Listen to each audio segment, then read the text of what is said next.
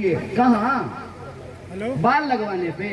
अरे वो वकील किस चीज पे खर्च किए? पीछे से जो रास्ता है आप 14,000 करोड़ खर्च किए, 14 पत्थर दिखा दीजिए जहां पर आपका नाम लिखा हो। उद्घाटन करता माननीय सांसद महोदय, उत्तर पूर्वी दिल्ली लोकसभा, दिखा दीजिए ना पत्थर। हमारा एक कहावत कहते हैं मिथिला में, नहायल दे और खायल दे जो है छुपता नहीं है। काम किए हैं तो बताइए तो अपना काम नहीं गिना रहे हैं। 10-8 साल पुराना झूठा मामला, झूठा वीडियो घुमा रहे हैं तो चैलेंज देते हैं भाई। हमको कुछ है, 5 फुट 5 इंच का आदमी, दुबला पतला साधारण सा, पूरी पुलिस आपकी है, आपको औकात नहीं है हमको पकड़ करके जेल में डाल देने का? आपको हिम्मत नहीं है? आप हमको जेल में नहीं रख पा रहे हैं। दिल्ली के मुख्यमंत्री को पकड़ के जेल में डाल दिया, हमको छोड़ दिया है। फर्जी मुकदमा बना करके बिना सबूत का तो ये लोगों को जेल में डालते हैं, हमको छोड़ दिया है। ये आपका ध्यान भटका रहे हैं। 10 साल में इन्होंने कोई काम नहीं किया, इस बात से आपका ध्यान भटका रहे हैं। और मैं कहता हूं कि भाजपा उत्तर पूर्वी दिल्ली के लोगों को अपमानित क्यों कर रही है? जब 6 सीट पे कैंडिडेट बदल दिया तो क्या वो 6 कैंडिडेट काम नहीं करते थे, उनको सीट बदल दिया तो ये बहुत काम करते हैं, ये आसमान में सीढ़ी लगा दिए हैं। ये गाना सुनाते हैं अच्छे। तो गाना सुनाए बम्बई जाकर के ना। गाना कह रहे हैं साहब कि गाना बहुत अच्छा सुनाते हैं। अच्छा गाना सुनाते हैं। पहले हम बचपन में सुनते थे उनका गाना, समझ में नहीं आता है, अब समझ में आता है। क्या गाना सुनाते हैं? कहिया देबू, कब देबू, हमरे से मलवा लू ना, यही गाना गाते हैं ना। मैं बोलना नहीं चाहता हूँ, हमारे घर की माताएं बहनें बैठी हुई हैं, गाना गाते हैं। मैं आपसे ये आग्रह करने के लिए आया हूँ कि उत्तर पूर्वी दिल्ली की जनता को अपने आत्मसम्मान के लिए भाजपा को एक संदेश देने की जरूरत है कि अगर आप 6 सीट पे कैंडिडेट बदल दिए तो इस सीट पे भी आपको कैंडिडेट बदलना चाहिए था। अगर आपने नहीं बदला है तो जो काम नहीं करेगा उस विधायक को हराएंगे, जो काम नहीं करेगा उस पार्षद को हराएंगे, जो काम नहीं करेगा उस सांसद को हराएंगे। ये निर्णय आपको लेना पड़ेगा। और यदि आप ऐसा करते हैं तो भाजपा को, कांग्रेस को, आम आदमी पार्टी को, देश की हर पार्टी को ये मैसेज जाएगा कि आपको काम करने वाला कैंडिडेट देना पड़ेगा, बैठ करके कुर्सी तोड़ने वाला कैंडिडेट नहीं देना पड़ेगा। क्या वादा करते थे 2014 में? डबल पुश्ता बनवा देंगे, बना क्या? क्या वादा करते थे कि जल भराव की समस्या समाप्त हो जाएगी? आजकल आकर के कह रहे हैं कि 4 महीना दे दीजिए, बुराड़ी को नोएडा बना देंगे। हाय रे महाराज, 10 साल आपको दिया, तब तो जो है आप बुराड़ी को सोनीपत भी नहीं बना पाए। आप जो है आप नोएडा बना दीजिएगा 4 महीने में। झूठ बोलने के उस्ताद हैं, जनता को तय करना है। सीधा सा बात है विधायक जी, इनसे पूछ लीजिए, अगर आप खुश हैं अपने सांसद से, अगर वो आपके सुख दुख में खड़ा हुए हैं, आपके लिए अगर उन्होंने काम कराया है तो मुबारक हो आपको। और अगर काम नहीं कराया है तो वो कुछ भी झूठ बोले, कुछ भी आपका ध्यान भटकाने की कोशिश करें, कुछ भी आपको गुमराह करने की कोशिश करें, लोकतंत्र के सम्मान में और अपने सम्मान में जो है बुराड़ी की जनता को फैसला लेना चाहिए। ऐसा आग्रह और निवेदन करने के लिए हम आपके बीच में आए हैं। अच्छा कैंडिडेट को चुनिएगा, खराब कैंडिडेट को हराइएगा, तो इससे हर पार्टी को भी मैसेज जाएगा। अगली बार हर पार्टी, चाचा गर्मी बहुत है, अच्छा कैंडिडेट को चुनिएगा तो हर पार्टी को मैसेज जाएगा कि हमको काम करने वाले अच्छे कैंडिडेट को प्रत्याशी बनाना चाहिए। नहीं तो अभी संजीव झा को बनाए हैं, जब सब पार्टी को लग जाएगा कि उत्तर पूर्वी दिल्ली के लोग किसी को भी चुनते हैं तो अगली बार जो है कोई नहीं काम करने वाला लोग को कैंडिडेट बना देगा। बुराड़ी के लोगों को, उत्तर पूर्वी दिल्ली की जनता को अपने बारे में सोचना चाहिए, अपने क्षेत्र के विकास के बारे में सोचना चाहिए। और हम तो अभी कुछ नहीं है, हम तो अभी आए हैं आपके बीच, 10-15 दिन से घूम रहे हैं। हालांकि 2009 से मैं इस इलाके में रहता हूँ। मैं मुखर्जी नगर के पास नेहरू विहार में रहा करता था।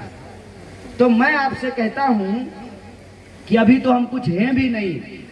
10 साल में पहली बार प्रधानमंत्री जी उत्तर पूर्वी दिल्ली आए हैं।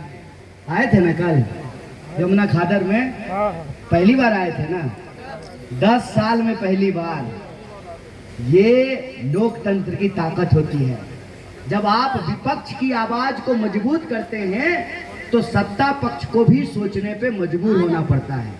ये आपके आशीर्वाद का असर है कि 10 साल में एक बार ही सही प्रधानमंत्री जी को उत्तर पूर्वी दिल्ली आना पड़ा। अगर आप अपने लोकतांत्रिक अधिकार का इस्तेमाल करेंगे तो अभी तो यमुना पार प्रधानमंत्री आए हैं, पूरी की पूरी सरकार आपको आपकी गलियों में घूमती हुई नजर आएगी। इसीलिए लोकतंत्र में यह जरूरी है कि हम अपने हक और अधिकार के लिए आवाज उठाएं। और यहाँ पे हमारी माताएं बैठी हुई हैं। हम घर पे जब रहते थे तो माँ रोटी पका के खिला देती थी। पता नहीं था कि रोटी जो है ना बनता कैसे है। जब बाहर पढ़ने के लिए आए तो धीरे धीरे जो है रोटी बनाना शुरू किए। शुरू में तो अफ्रीका का नक्शा बन जाता था रोटी गोल नहीं होती थी। फिर धीरे धीरे रोटी गोल होने लगी। रोटी जब पकाते हैं तो आप सब लोगों ने एक चीज़ महसूस किया होगा कि रोटी को समय पे पलटना होता है। रोटी को अगर समय पे नहीं पलटिएगा तो रोटी फूलती नहीं है, रोटी जल जाती है। कुर्सी को भी समय समय पे बदलना होता है, नहीं तो कुर्सी पे बैठा हुआ इंसान अहंकारी हो जाता है। और ये अहंकार है मनोज तिवारी जी का कि मुझ जैसे साधारण व्यक्ति पे गुंडा भेज करके हमला करवा रहे हैं। ये हमला क्यों करवा रहे हैं, इस बात को आप समझिए। ये हमला इसलिए करवा रहे हैं कि इनका 3 तरीका है। पहला तरीका, अगर आप इनकी बात को नहीं सुनेंगे तो ये 3 तरीका अपनाते हैं अपने विपक्ष का गला दबाने के लिए। पहला तरीका कि आपको बदनाम करेंगे, आपके बारे में झूठ बोलेंगे। बोलते थे ना संजीव झा के बारे में कि चुनाव जीते जाएंगे, उसके बाद वो तो बीजेपी में शामिल हो जाएंगे। पहला तरीका बदनाम करने का तरीका, दूसरा तरीका डराने का तरीका, और तीसरा तरीका खरीदने का तरीका। अभी तक 2 तरीका हम पर ये आजमा चुके हैं।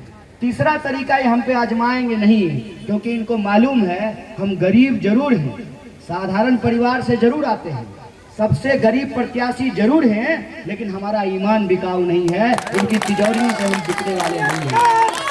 पहले इन्होंने बदनाम किया कि हम डर करके यहाँ से भाग जाएं, लेकिन ना हम बदनामी से डरे और ना हम इनके हमले से डरेंगे।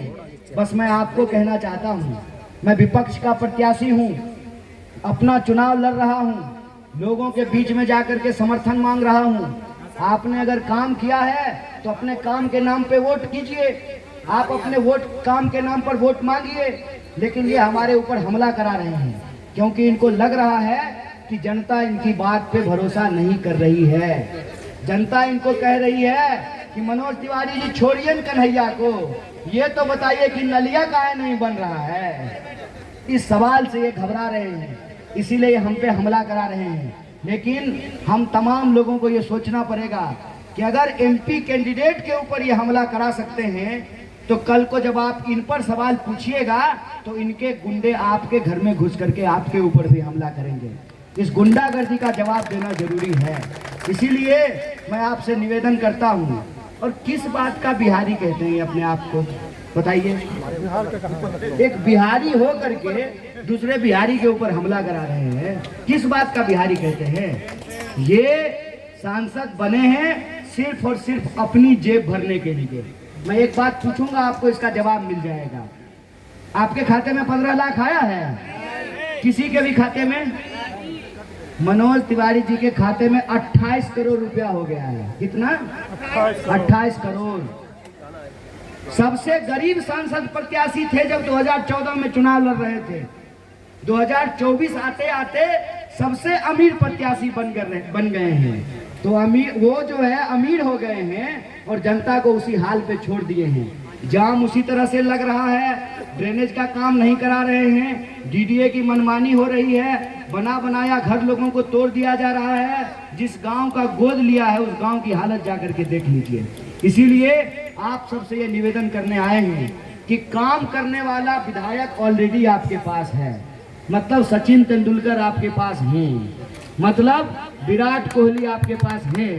आपको जो है महेंद्र सिंह धोनी की जरूरत है, जो आपकी आवाज को संसद में उठा सके और सरकार से आंख में आंख डाल करके सवाल पूछ करके अपने क्षेत्र के लोगों के हक और अधिकार के लिए संघर्ष कर सके।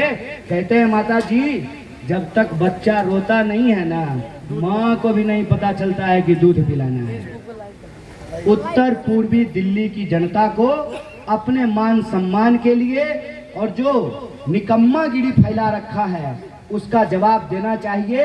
और लोकतंत्र में तानाशाही का जवाब वोट से दिया जाता है, जेल का जवाब वोट से दिया जाता है। बोलिए, आप लोग जवाब देंगे? सब तैयार हैं? तो मुझे पूरी उम्मीद है इस बार लोकतंत्र जीतेगी और तानाशाही हारेगी। आप सबका, जिन लोगों ने इस कार्यक्रम को आयोजित किया है, नरेंद्र सोनी जी, माइकल जी, वीरेंद्र जी,